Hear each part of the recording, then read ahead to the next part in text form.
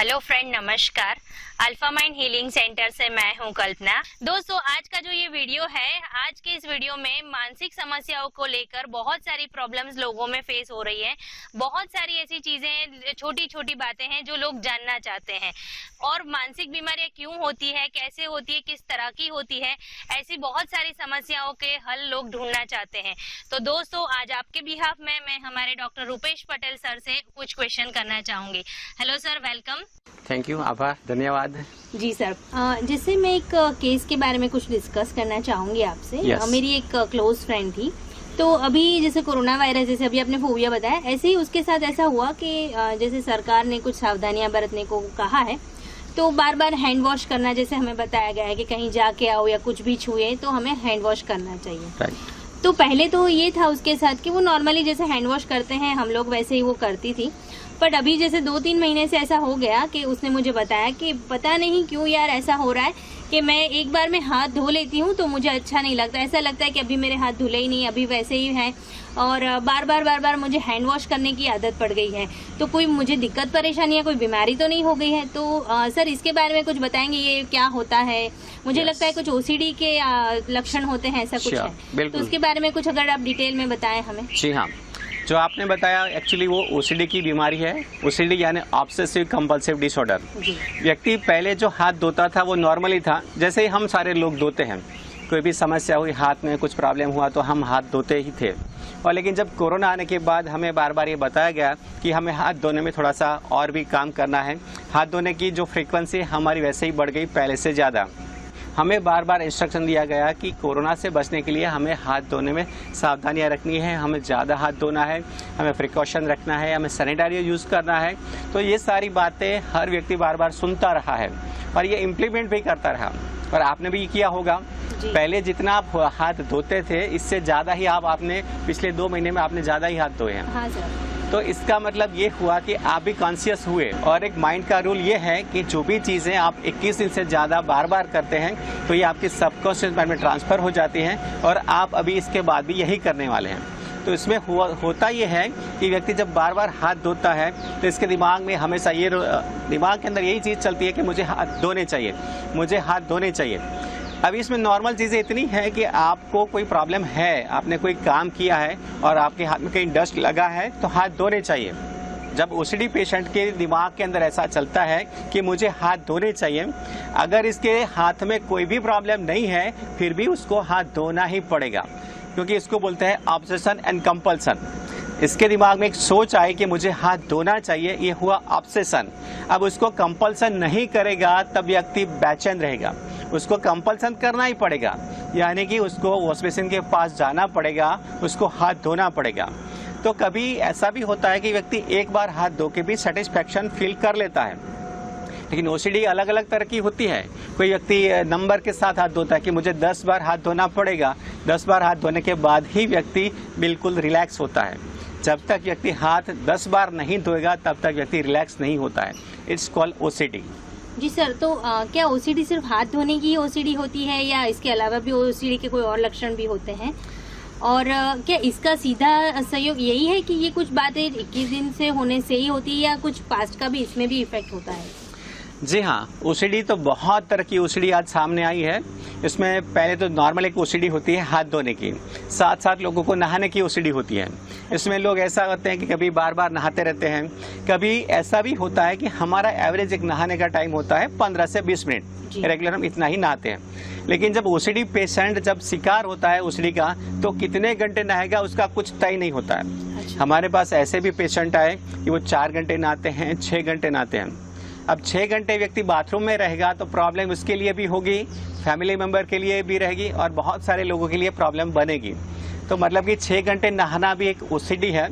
इस व्यक्ति को यह महसूस होता है कि अब मैं ठीक से नहाया नहीं हूँ, मेरा शरीर बिल्कुल ठीक से साफ नहीं हुआ है, अभी भी मेरे कुछ प्रॉब्लम है, इसलिए व्यक्ति बार बार नहाता रहता है। नहाने के बाद बाहर जाने की सोचता है कि मैंने नहा लिया, फिर इसके दिमाग में ये आता है कि अभी मैं ठीक से नहीं नहाया, तो फिर से सारा प्रोसेस फिर से शुरू करता है। तो इस तरह से उसका नहाने का ड्यूरेशन बढ़ जाता है। तो ये भी एक ओसीडी है। और इसके साथ साथ सोचने की ओसीडी होती है।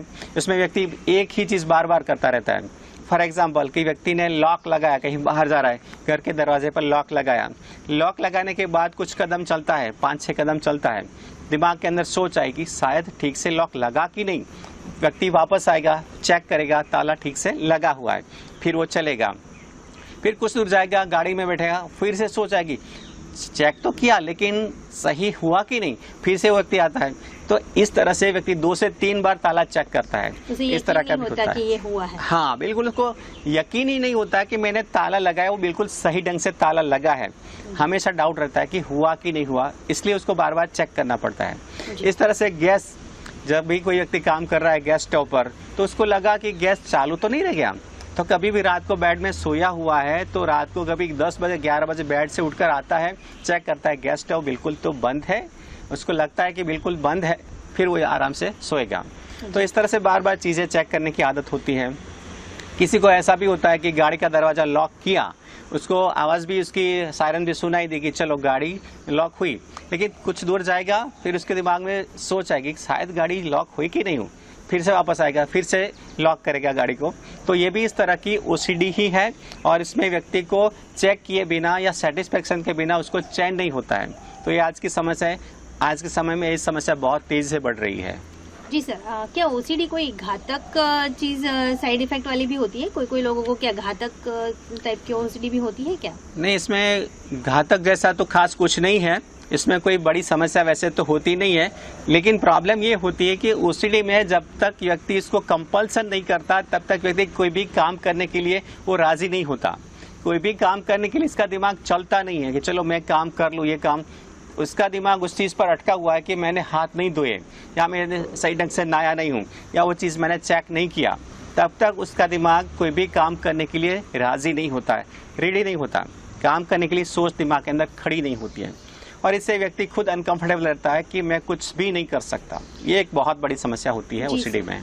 तो क्या मैं ज़रूर पूछना चाहूँगी फ्रेंड्स की ओर से कि क्या OCD का इलाज मेडिसिन से क्योरेबल है या फिर मेडिसिन बिना भी उसका कोई इलाज हो सकता है?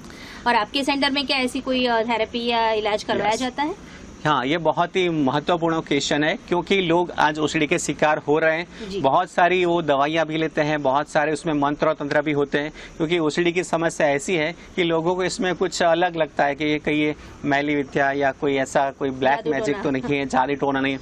बहुत सारी चीज़ें व्यक्ति इसके बारे में सोचता रहता है क्योंकि उसने पहले ऐसी समस्या देखी नहीं थी। ये समस्या अभी अभी शुरू हुई है, तो इसकी लाइफ में जब ऐसी सोच आई कि व्यक्ति इतनी बार हाथ क्यों धो रहा है, इतनी बार चेक क्यों कर रहा है, इतनी बार गलत सोच क्यों खड़ी कर रहा है, तो ये मामला व्यक्ति के लिए बिल्कुल नया होता है। तो व्यक्ति ये सोचता है कि ये कोई बीमारी नहीं है, ये कोई नेगेटिव चीज़ है या कोई ब्लैक मैजिक है या कोई जादू टोना किसी ने कर दिया है, तो व्यक्ति इसके अंदर उलझता है कि ये चीज़ है, कुछ अलग तरीके की समस्या है, तो इसका इलाज कोई इस तरह से बाबाओं से, तांत्रिकों से करवाना पड़ेगा। इसमें व्यक्ति ज़्यादा ही टाइम भी देता है, पैसा भी लगाता है, एफर्ट लगाता है, लेकिन उसका रिजल्ट उससे कभी भी आने वाला नहीं है। दूसरी बात, जैसे आपने पूछा कि इसका क्या इलाज मेडिसिन से संभव है, तो मेडिसिन से भी इसका इलाज बिल्कुल संभव नहीं है क्योंकि ये एक हमारी सोच है। OCD यानी एक सोच है, OCD हमारी एक आदत होती है। तो आपको भी जैसे पता है कि कोई भी आदत या कोई भी सोच किसी भी तरह की दवाई से चेंज नहीं कर सकते हम, क्योंकि सोच हमारी इनविजिबल है, हमारी हैबिट इनविजिबल है। तो हम किसी भी तरह की मेडिसिन लेके हम इसमें कोई भी बदलाव नहीं कर सकते हैं, इसलिए इसका किसी भी तरह का हल या OCD का किसी भी तरह का हल मेडिसिन से पॉसिबल नहीं है। जी सर, तो जैसे कि अल्फा हीलिंग सेंटर हमारा बड़ौदा गुजरात में है, तो उसमें कौन सी थेरेपी जो है वो करवाते हैं, जिसके बारे में अगर आप थोड़ा विस्तार से बताएंगे तो बहुत ही अच्छा रहेगा। ठीक है, देखिए OCD का इलाज जैसे बताया जाता है थेरेपी से होता है। हिप्नोथेरेपी, NLP, CBT, ये सारी ट्रीटमेंट है, वो OCD का इलाज होता है। OCD में व्यक्ति के दिमाग के अंदर एक कंडीशन हो चुका है कि मैं ये चीज़ करूँगा तो ही मुझे ठीक लगेगा, मैं इतनी बार हाथ धोऊंगा तो भी मुझे रिलैक्स लगेगा, मैं इतनी बार नहाऊंगा तो मुझे अच्छा लगेगा, मैं इतनी बार चेक करूँगा तो भी मैं बिल्कुल रिलैक्स महसूस करूँगा। तो ये चीज़ व्यक्ति ने दिमाग के अंदर बिठा ली है। तो जब व्यक्ति को OCD से ठीक करना है तो दिमाग के अंदर उसने जो कंडीशन बिठाया है उसको चेंज करना पड़ेगा। उसका एक नेगेटिव कंडीशन हुआ, उस कंडीशन को बदलना पड़ता है, और कंडीशन जैसे इसने क्रिएट किया हुआ है, जैसे इसने नेगेटिव कंडीशन क्रिएट किया तो ऐसे पॉजिटिव कंडीशन भी क्रिएट किया जा सकता है। पॉजिटिव प्रोग्राम भी दिमाग के अंदर इंस्टॉल कर सकते हैं और इसके लिए जो सिस्टम है वो है हिप्नोथेरेपी। यानी कि व्यक्ति ने जो नेगेटिव इंस्टॉलेशन कर लिया, इस तरह से व्यक्ति 21 दिन से ज़्यादा अगर पॉजिटिव इंस्टॉलेशन करता है तो व्यक्ति अपनी सोच को, अपनी कंडीशन को बदल देता है। और साथ साथ ओसीडी ट्रीटमेंट में जो एक प्रैक्टिकल चीज़ें कराई जाती है, फॉर एग्जाम्पल कि व्यक्ति बार बार हाथ धोने के लिए वॉश बेसिन पर जाता है, वहाँ पे वो 10 बार या 15 बार हाथ धोता है, तो उसको चेंज करना ज़रूरी है। तो इसके लिए चेंज करने के लिए इसके दिमाग के अंदर थोड़ा सा ट्रांसफॉर्मेशन करना पड़ता है। उसको मोटिवेशन चाहिए, उसको इंस्पिरेशन चाहिए, उसको कॉन्फिडेंट देना पड़ता है। ओसीडी में प्रॉब्लम होती है लैक ऑफ कॉन्फिडेंट की। व्यक्ति ये महसूस नहीं कर पाता कि मेरे हाथ धुल चुके हैं तो मुझे वॉश बेसिन छोड़ देना चाहिए जी, यानी कॉन्फिडेंट नहीं होता। हाँ, उसको कॉन्फिडेंट नहीं होता है। अपने हाथ वो देख रहा है कि वो धुल चुके हैं, कॉन्फिडेंट की कमी की वजह से वो वहाँ पे खड़ा खड़ा हाथ धोता ही रहेगा। तो हमें इसके लिए कॉन्फिडेंट देना पड़ता है, ना कि मेडिसिन। जब हम उसको कॉन्फिडेंट देते हैं कि आपके हाथ धुल चुके हैं, अब आपको वहाँ से हट जाना चाहिए, ये सब प्रैक्टिकल प्रैक्टिस करवाई जाती है। उसके साथ जो वॉश बेसिन के पास उसको लेके जाते हैं, उसको एक बार हाथ धोने देते हैं, फिर उसको बताते हैं कि आपके हाथ धुल चुके हैं, आप जाइए, उससे दूर जाइए, जगह पे किसी अच्छी जगह पे उसको बिठाते हैं और उस पर थेरेपी की जाती है। उसको बंद आंखों में उसको इमेजिन करवाया जाता है, उसको विजुलाइजेशन कराया जाता है कि देखिए आपके हाथ धुल चुके हैं, आप बहुत ही स्वच्छ हाथों को देख रहे हैं। इस तरह का जब प्रैक्टिस उसको बार बार कराया जाता है तो व्यक्ति दिमाग से हाथ धोने की जो समस्या है इससे अपने आप को हमेशा के लिए फ्री कर लेता है, इसलिए ठीक हो जाता है। फ्रेंड्स, ये वीडियो आपको अच्छा लगता है तो इस वीडियो को लाइक कीजिए, अपने दोस्तों के साथ और अपने हर ग्रुप में इस वीडियो को ज़्यादा से ज़्यादा शेयर कीजिए, ताकि हर व्यक्ति हमेशा के लिए पॉजिटिव रहे, स्वस्थ रहे, खुश रहे और कॉन्फिडेंट रहे।